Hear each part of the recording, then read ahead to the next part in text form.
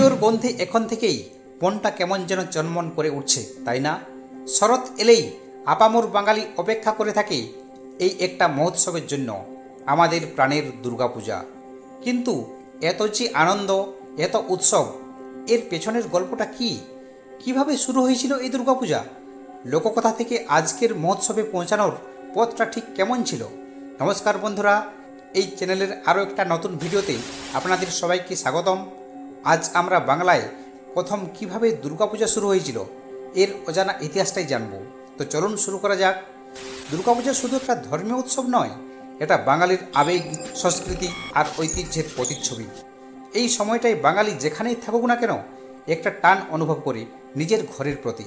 দুর্গাপূজা যেন বাঙালির মিলন মেলা, যেখানে ধর্ম বর্ণ নির্বিশেষে সবাই একসঙ্গে আসে, গল্প করে আর নতুন করে বাঁচার শক্তি খুঁজে পায়। আমরা জানি দুর্গাপূজা মূলত দেবী দুর্গার মর্তে আগমন এবং মহিষাসুর বধের আনন্দ উদযাপন। কিন্তু এর পৌরাণিক প্রেক্ষাপট কি? দেবী দুর্গার পূজা মূলত বসন্তকালে হতো, যাকে বলা হয় বাসন্তী পূজা। শ্রী রামচন্দ্র রাবণ বধের জন্য অকালে অর্থাৎ শরৎকালে দেবী দুর্গার পূজা করেছিলেন। একে বলা হয় অকাল বোধন। পুরাণ মতে রামচন্দ্র এই পূজা করেই দেবীর আশীর্বাদেই রাবণকে বধ করতে সক্ষম হয়েছিলেন এবং সেই থেকেই শরৎকালে এই পূজা বাঙালির কাছে প্রাধান্য পেতে শুরু করে। প্রাচীনকালে দুর্গাপূজা ছিল মূলত রাজা ও জমিদারদের উৎসব। 16 শতকে বাংলায় জমিদারি প্রথা প্রসারের সঙ্গে সঙ্গে দুর্গাপূজারও ব্যাপ্তি বাড়ে। জমিদাররা নিজেদের প্রতিপত্তি ও বিত্ত প্রদর্শনের জন্য বিশাল আয়োজনে পূজা করতেন। এই পূজা শুধু ধর্মীয় অনুষঙ্গ ছিল না, এটি ছিল সামাজিক প্রতিপত্তিরও প্রতীক। জমিদার বাড়ির পূজায় এলাকার সাধারণ মানুষ একত্রিত হতো, নাচ গান ও যাত্রাপালা চলত। এটি ছিল গ্রামীণ অর্থনীতিরও একটি গুরুত্বপূর্ণ অংশ। ঠিক কবে প্রথম দুর্গাপূজা শুরু হয়েছিল তা নিয়ে বিভিন্ন বিতর্ক রয়েছে। তবে কিছু ঐতিহাসিক মতবাদ অনুযায়ী 1500 শতকের দিকে তহিরপুরের রাজা কংসনারায়ণ রায় প্রথম বৃহৎ পরিসরে দুর্গাপূজার আয়োজন করেছিলেন। আবার কেউ কেউ বলেন নদিয়ার রাজা কৃষ্ণচন্দ্র রায় দুর্গাপূজাকে জনপ্রিয় করতে গুরুত্বপূর্ণ ভূমিকা পালন করেছিলেন। লোককথা অনুযায়ী শ্রীমন্ত সদাগর নামে এক বণিক চাঁদ সদাগরের পুত্র লক্ষিন্দরের প্রাণ ফেরানোর জন্য দেবী দুর্গার পূজা করেছিলেন। তবে এসব তথ্য নিয়েও নানা মতভেদ রয়েছে। ব্রিটিশ শাসনকালে দুর্গাপূজার গুরুত্ব আরও বেড়ে যায়। একদিকে ব্রিটিশদের পৃষ্ঠপোষকতা, অন্যদিকে স্বদেশী আন্দোলনের কেন্দ্রবিন্দুতে পরিণত হয় এই উৎসব। অনেক জমিদার ও ধনী ব্যবসায়ী ব্রিটিশদের সঙ্গে সুসম্পর্ক বজায় রেখে নিজেদের পূজা আরও জাঁকজমকভাবে করতেন। আবার অনেক ক্ষেত্রে দুর্গাপূজা ব্রিটিশ বিরোধী আন্দোলনের গুপ্ত আড্ডা বা মিলনমেলা হিসেবেও ব্যবহার হয়েছে। জাতীয়তাবাদী চেতনার প্রসারে এই পূজা এক গুরুত্বপূর্ণ ভূমিকা পালন করে। বঙ্কিমচন্দ্র চট্টোপাধ্যায়ের আনন্দমঠ উপন্যাসে বন্দে মাতরম স্লোগানের মধ্য দিয়ে দেবী দুর্গাকে ভারতমাতার প্রতিচ্ছবি হিসেবে কল্পনা করেছিলেন। অর্থাৎ শতাব্দীর শেষের দিকে মূলত হুগলি জেলার গুপ্তিপাড়ায় প্রথম বারোয়ারি পূজা শুরু হয়। 12 জন বন্ধু মিলে এই পূজা শুরু করেছিলেন, তাই এর নাম হয় বারোয়ারি পূজা, অর্থাৎ 12 ইয়ার বা বন্ধুদের পূজা। এটি ছিল এক যুগান্তকারী পদক্ষেপ।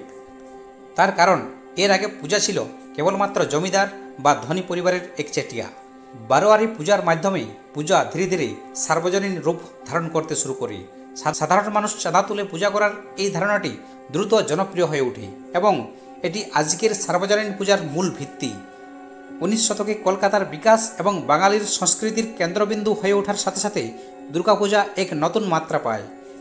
কলকাতার জমিদার বাড়িগুলোর পুজো, যেমন শোভাবাজার, রাজবাড়ি, মল্লিক বাড়ি, এগুলি এখনও ঐতিহাসিক তাৎপর্য বহন করে।